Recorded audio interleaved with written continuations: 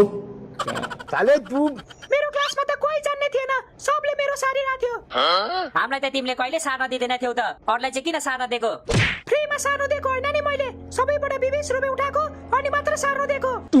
तिमी त इक्जाम दिनु गएको थियौ कि बिजनेस गर्नु गएको थियौ? हो, खतरा पैसा कमाइछौ त। इक्जाम त जसो तसो दिइयो, अब रिजल्ट पो कस्तो हुने हो यार? कस्तो हुन्छ र? जस्तो लेखेको छ त्यस्तै हुन्छ नि। टमाटर रोपेर स्याउको अपेक्षा गर्नु भएन क्यारे? ए जे हुन्छ देखा जाएगा के, छोड्दे यो कुरा नगर। अनि के कुरा गर्नु त हजुर? हजुरले नै भनी बक्स्योस् न त। के भनी बक्सुस भन्छ यसले फेरि? म राजा हो र मसँग यसरी बोलेको? हो त नि, त यो टोलको सबै कुकुरहरूको राजा हो, थाहा छैन तँलाई? म कुकुरहरूको राजा भए त कुकुरहरूको सेनापति। जा तेरो सेनाहरूसँग गएर भुक्दै बस। गाइज, अबदेखि हप्तामा 2 दिन बिदा हुने रे नि, थाहा पायौ तिमीहरूले?